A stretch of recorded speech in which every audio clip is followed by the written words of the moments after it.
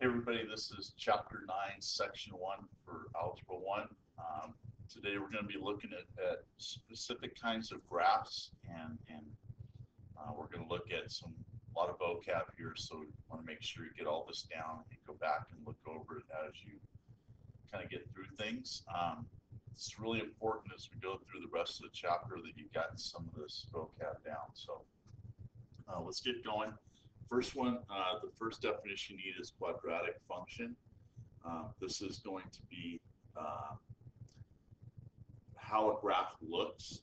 So it's going to be something with a degree of 2. So if we go back to earlier chapters, we had stuff that was like 2x squared plus 4x minus 8.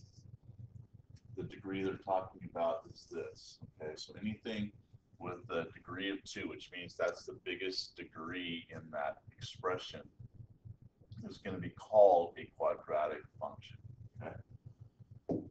Standard form is something similar to what I gave you, but now you notice that it says y equals, hold on a second, it says y equals whatever. Okay, so now that's a little bit more than what we've dealt with in the past. Okay.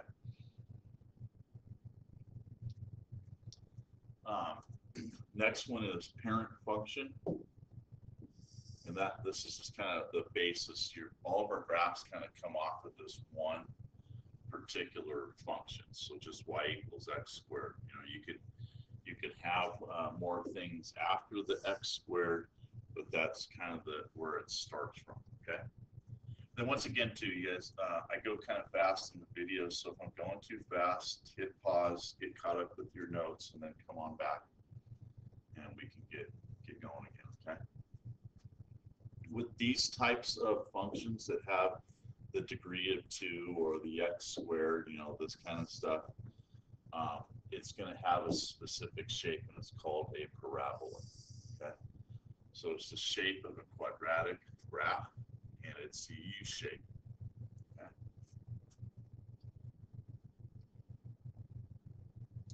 One big thing we need to know about the U-shaped graph is something called an axis of symmetry. Okay. An axis means something that you kind of could spin things on or rotate things on. Symmetry means that I cut things into equal halves, or they mirror each other. It's a good word. Mirror. So they're going to mirror. Each half will mirror each other. Okay. The other thing is an axis is that's the point on which it can be cut in half or turn on or spin on. Okay. That point where it is the axis of symmetry, where they spin on. Now remember, we're graphing stuff on a graph, so we have something called a vertex. Okay, it's the highest or the lowest point on the parabola. Okay, now what does that mean? Well, parabolas can be U-shaped. Okay, so the lowest point is going to be here. It could be upside down U, and its highest point would be there. So those are going to be a vertex, whatever that point is. You're always going to label that point with an X or a Y value. Okay, so it's going to be a point on a graph. Okay, so if you take a look, if you could draw this graph that we got over here, just sketch it. It doesn't have to be perfect. Sketch that graph. But the vertex is important here. The vertex is down here at the bottom at 0, 0. Okay. And I'm going to have to pull some stuff in onto this. So if you could draw this. Hold on a second. That.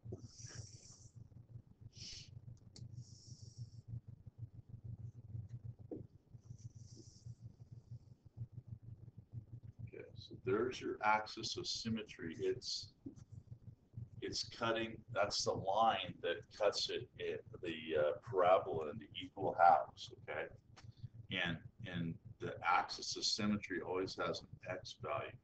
Okay, So we're going to label it as the axis of symmetry being x, where x equals 0, where it can either crosses the x-axis, or you could draw a line through it, and wherever it does, your line intersects the x-axis, you're going to give it a value. Also down here, you'll notice that we have y equals x squared. That's a parent graph. So that the parabola that we got drawn there is a parent graph. Okay, the other one I got to draw in for you here, or pull in for you here, is the vertex. And so this is the vertex. I kind of already did that for you. Okay. So the vertex is going to be that point where it kind of makes its turn, and you're going to label that as an x and y value. So this has a x and y value of 0, 0. Okay. So just a lot of stuff there we got to know, and we'll just have to keep practicing as we go through this. Okay. All right. Go backwards here for a second. Make sure I got everything. Okay. Here we go. If the value of a, now if we go back to the notes that we took, we had y equals ax squared plus bx plus c. That was standard form of a quadratic. If a, so this is your a, if a is positive, the parabola faces up.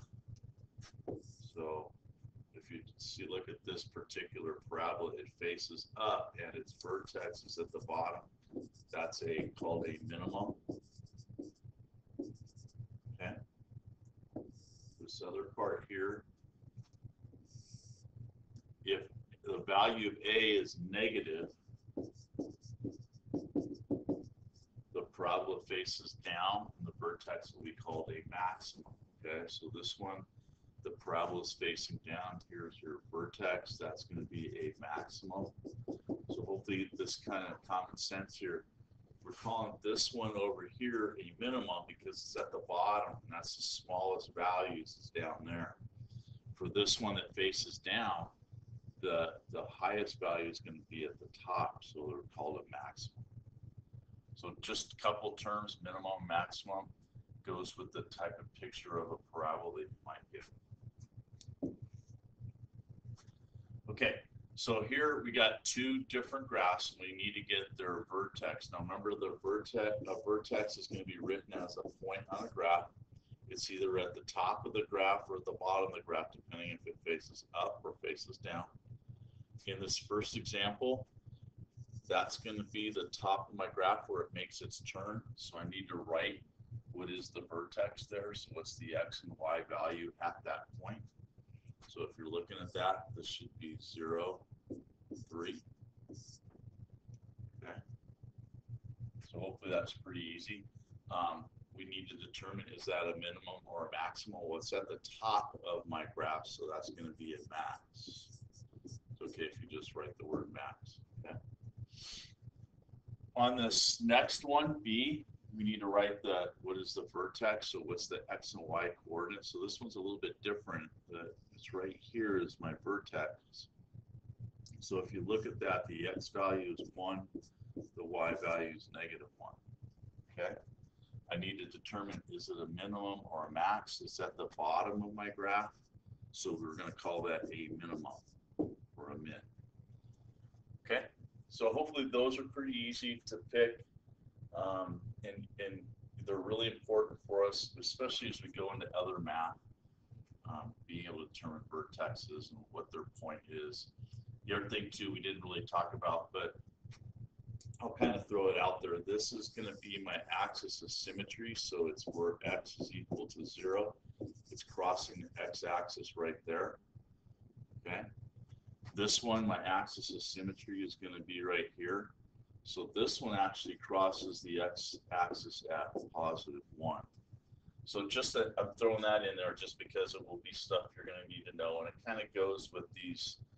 You know, what's the vertex? Is it minimum, maximum? Then we might just say what is the axis of symmetry. So what line cuts it in half? And I hope you notice that the axis of symmetry goes through the vertex each time, 2. Okay. All right. This one's kind of unique. We kind of throw this out there, but this is a concept that really needs to get used a lot in other math. Depending on what your A is, now these are A's, okay? You might want to write that down. All these numbers are A, and there's a 1 right here, okay? That's your A. And your A does something to help you figure out how wide or narrow graphs could be. So if you look at these 3 graphs that are on here, they're all differing widths. Doesn't matter if they're up or down. Okay, that's one thing we got to remember. It doesn't matter if it's up or down, but they change widths. So you might want to write this down. The width is determined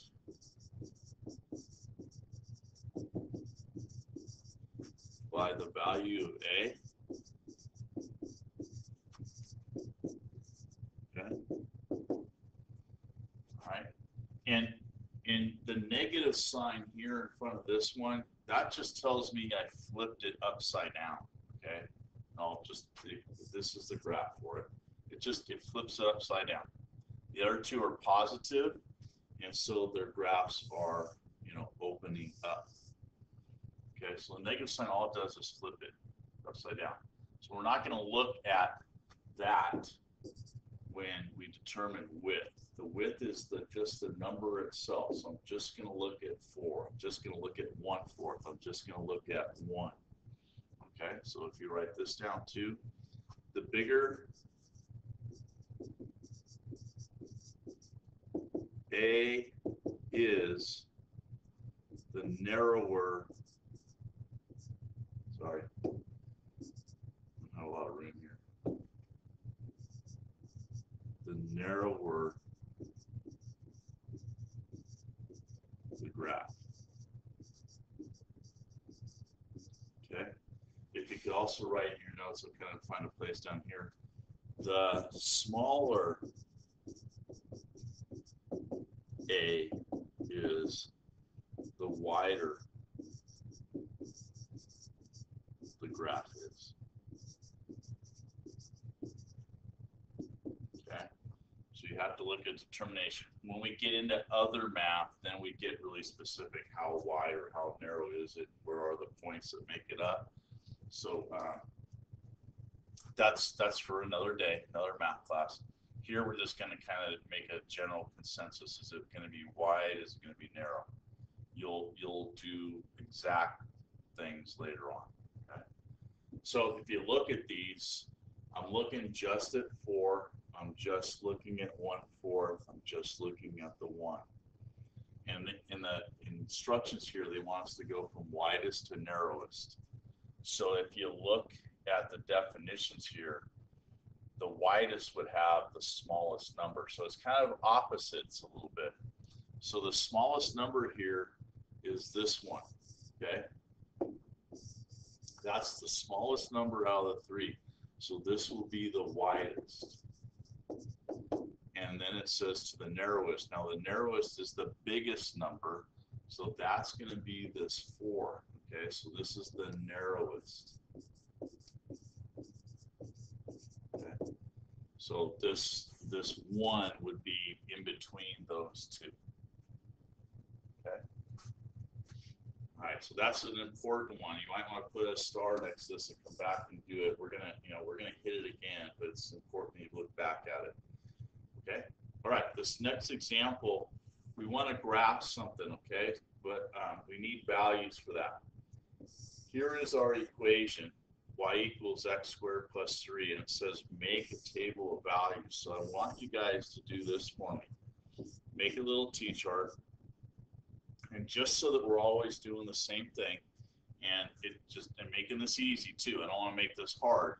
We need to pick some values to plug in for x in the equation. So we're always going to pick these 5 numbers. Easy to plug in, easy to be able to find on a graph, and also make a graph, and then be able, not to make too many mistakes, hopefully. Okay. So we're going to take each one of these and we're going to plug it in for x. Remember, you're squaring it, and then we're going to add 3. And the value I get is for y, so we're going to put them down the right-hand side of the chart. And then once we get 5 points, we're going to go graph it. Okay. So let's take -2, plug it in for x. So -2 squared is -2 times -2, which is +4. And then +4 plus 3 gives me 7. Okay. -1 squared is -1 times -1, which is 1, plus 3 gives me 4. Okay. 0 squared is 0. 0 plus 3 is 3. 1 squared is 1 times 1. 1 plus 3 is 4. And then 2 squared is 2 times 2 plus, which is 4, plus 3 gives me 7. Okay.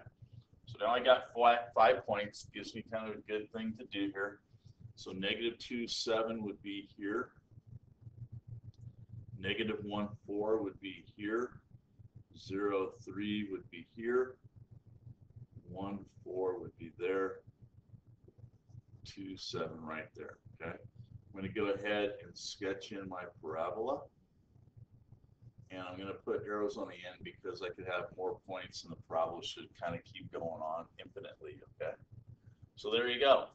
That's your first graph of taking some values, plugging into an equation, getting something out. Should be pretty easy. They're not really that difficult to do. And then there's some things we'll talk about here. Doesn't ask for in the question, but let's just do it anyways. Is this a minimum or a maximum? So it's opening up. If you remember, opening up is a minimum. What is its vertex? So remember, the vertex is at the bottom where it makes its turn. It's an x and y value, so that would be 0, 3. Okay. What's the axis of symmetry? Well, the axis of symmetry is what cuts it in half. So that cuts it in half. And remember, it's the x value at that point, so x equals 0 for that line.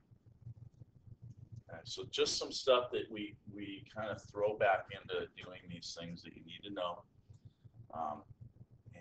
It's just really important you get that stuff down. Okay. All right. So that's it for this section. Just a real basic thing, but lots of vocab you need to know. Please make sure you study those and get those down, and then we'll be able to hopefully be more successful as we go through the rest of the chapter. Okay, thank you.